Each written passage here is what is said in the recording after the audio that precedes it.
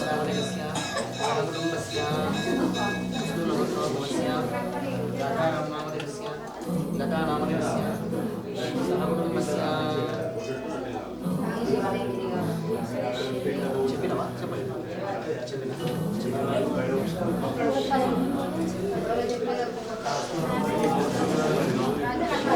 ఇగో ఇది 50 రూపాయలు ఇచ్చి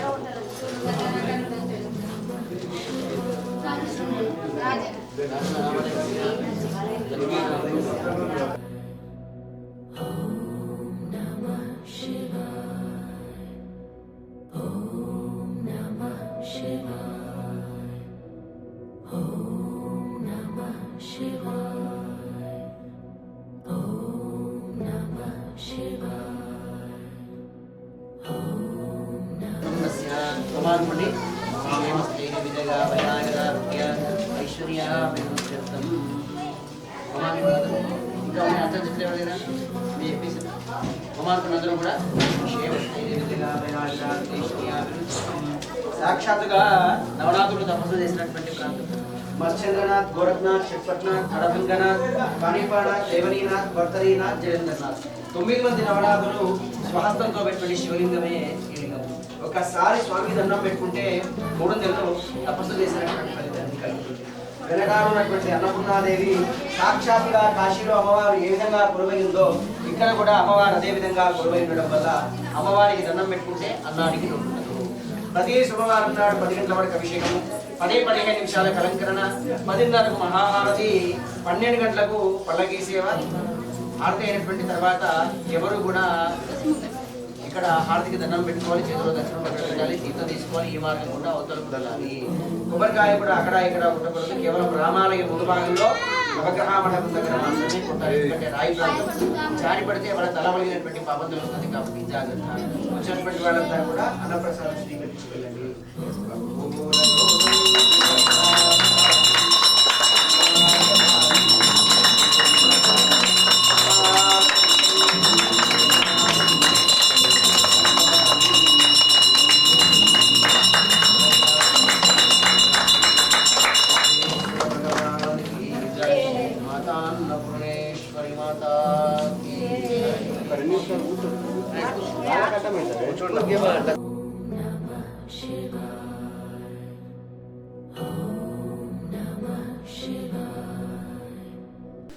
శ్రీ గురుభ్యో నమః.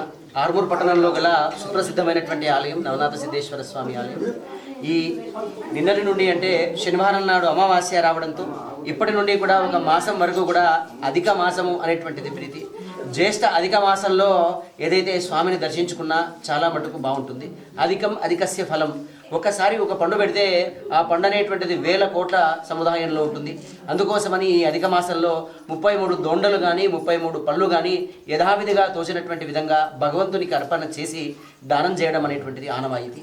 కాబట్టి ఎవరైనా సరే ఈ అధిక మాసంలో దైవక్షేత్రాల యొక్క సందర్శనము అట్లాగే పుష్కర స్నానము చేయడం ఆరంభించడం చాలా మంచిది. కాబట్టి అధిక మాసంలో ఎవరైతే వచ్చినటువంటి వాళ్ళంతా కూడా స్వామికి 33 ఉన్నటువంటి పళ్ళతో కానీ మిగతా దానితో కానీ నివేదన చేసినటువంటి వారికి అధిక మాసం యొక్క ఫలం అందజేస్తూ ప్రతి ఒక్కరు కూడా ఈ అధిక మాసం అయ్యేంత వరకు కూడా ఈ స్వామిని దర్శించుకొని మీరంతా కూడా పునీతులు కావాల్సిందిగా కోరుతూ ఈ అధికస్య ఫలం కాబట్టి అందరికీ స్వామివారి యొక్క ఆశీస్సులు అందజేస్తూ శుభం భవతు.